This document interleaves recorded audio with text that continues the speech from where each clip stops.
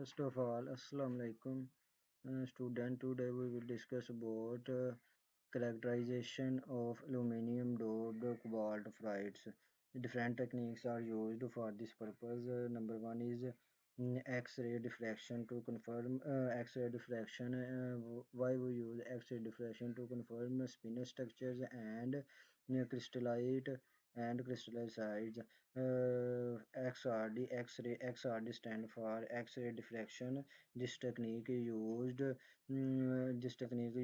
confirm spinel structures of nanoparticles and crystallite size of nanoparticles.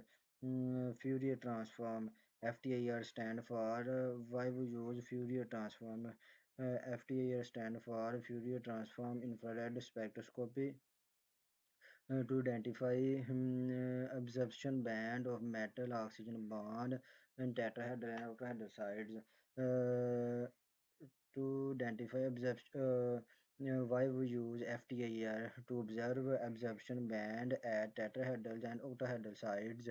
Metal oxygen bonds at tetrahedrals in the tetrahedrals and octahedral sides. Why we use TEM and SEM to analyze particle size and morphological features for morphological features and particle size to confirm morphology and particle size. We use SEM and TEM. What is SEM? SEM stands for scanning electron microscope. Scanning electron microscope is used to check the morphology features, surface features of the nanoparticles, particle size, grain structures. SEM use morphology features, particle size, grain size of nanoparticles. Grain size of nanoparticle, typically aluminium doping in cobalt decrease the grain size, which is confirmed by SEM images. Confirmed by SEM image. But doping can help. But dopings can help to achieve more uniform, smaller particles. No doubt particle is smaller, but the surface is uniform, which is confirmed by SEM analysis. Why we use UV?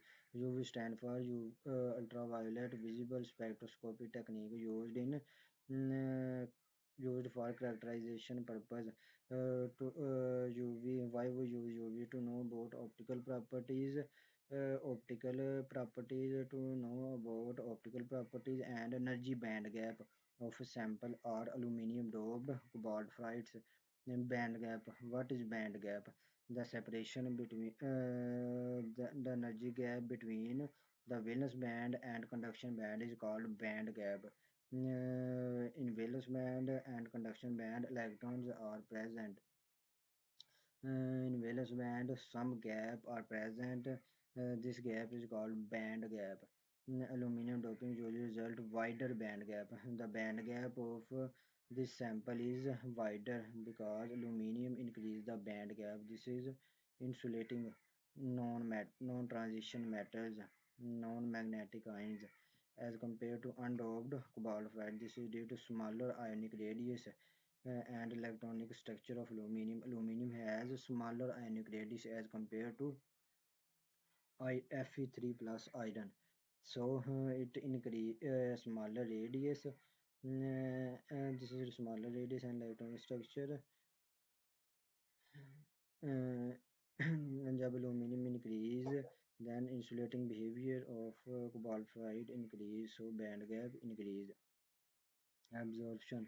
The UV spectrum typically shows a strong absorption edge. The UV spectrum typically shows a strong absorption edge, and the band gap can be calculated by using tuck plot. If ever we find tuck band gap of the sample, then we use tuck plot from the absorption data. Both SEM and UV provide sensitivity to the structural.